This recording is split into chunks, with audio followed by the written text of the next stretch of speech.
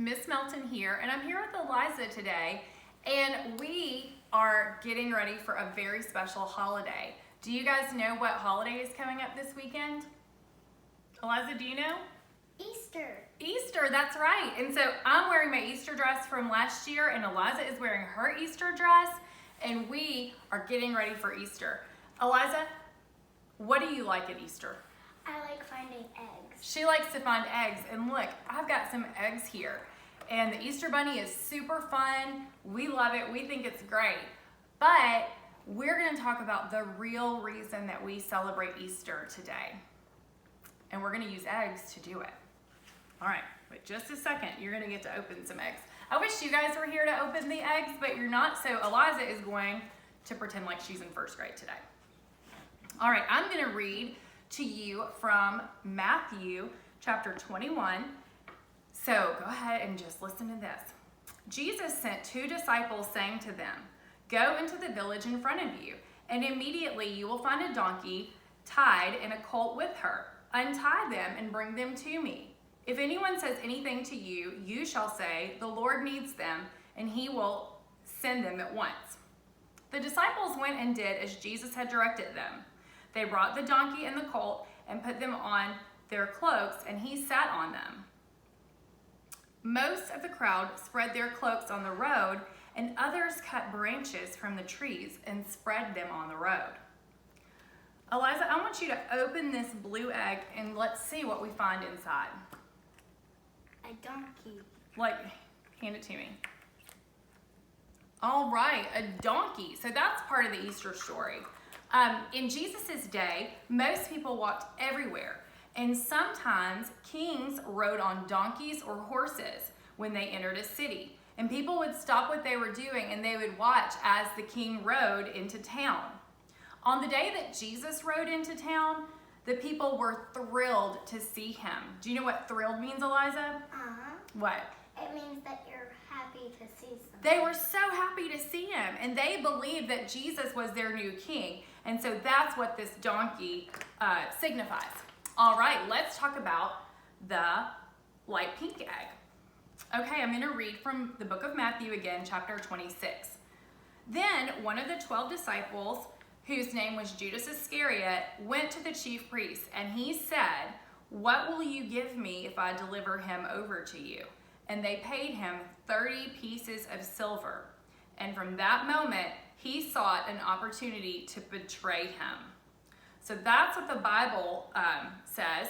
Now let's open the light pink egg and see what's in it. Need some help? There you go. Money. Money. All right. Is this gold or silver? Silver. How many coins are there? 3. There are 3 silver coins. Let's read about why that is significant in the Easter story. Guys, it's hard to believe, but not everybody was happy that Jesus was king. And some people only pretended like they were happy. And on the inside, they really didn't want anything to do with Jesus. And one of the people who pretended that was a man named Judas Iscariot. And he was one of Jesus's disciples. So that means he was a follower of Jesus. And other men hated Jesus so much that they wanted to kill him. But they needed the help of somebody who could get close to Jesus. And Judas betrayed Jesus, which means he gave him over and for just 3 silver coins. He did it because he was greedy for money, and he told the men how they could capture Jesus. And all they did was pay him 30 silver coins, not just 3, but we have 3 here. All right, we are going to look at a couple of more eggs before we stop today. And let me read a passage in Matthew. "And he took the cup, and when he had given thanks, he gave it to them, saying, 'Drink of it, all of you, for this is my blood of the covenant, which is poured out for many for the forgiveness of sins.'" Will you open this egg for me and tell me what's in it? You can never kill God. No, you can't. That's true. A cup. A cup. Okay, let's see what the significance of the cup is in the Easter story. Jesus had a special dinner with his disciples and the friends who traveled with him, and they learned about him. And during this meal, Jesus stood up and he held out a cup, and this is a tiny little cup, and he gave everybody a drink. And he said something that was really hard for them to understand. He said that the drink in here was his blood. And he didn't mean that they were actually drinking his blood, but that the drink was a symbol of his blood. And he wanted him to remember this special night and the promise that he made them, and that he was making to all people for all time. Do you know what the promise is?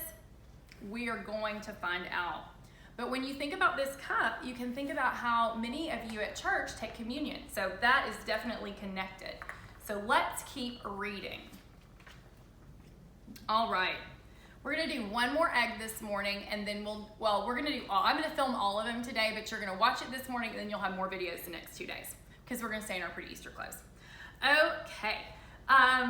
We're going to open this egg in just a second, but first I'm going to read from the book of Mark. And they went to a place called Gethsemane. And he said to his disciples, "Sit here while I pray."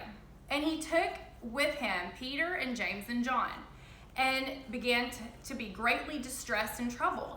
And he said to them, "My soul is very sorrowful, even to death.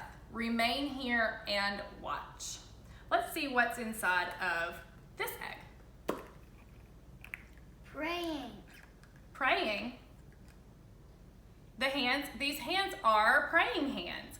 So, after dinner with the disciples, Jesus took them into a garden and he asked them to pray with him. And he asked them to pray while he went to another place and be alone. And when he came back, do you know what was happening? They were sleeping. And Jesus was willing to die.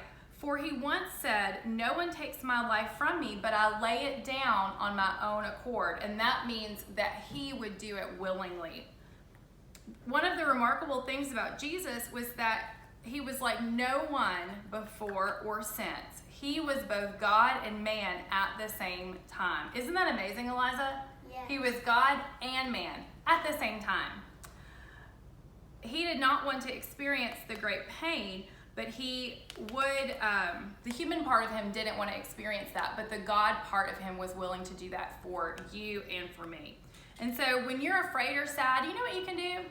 You can pray just like Jesus prayed, because when he was afraid and he was sad, he prayed to God and told him about that fear and sadness. So that's just a small part of the Easter story, and tomorrow you're going to get to hear another portion of it. I hope you guys have an awesome day. I love you.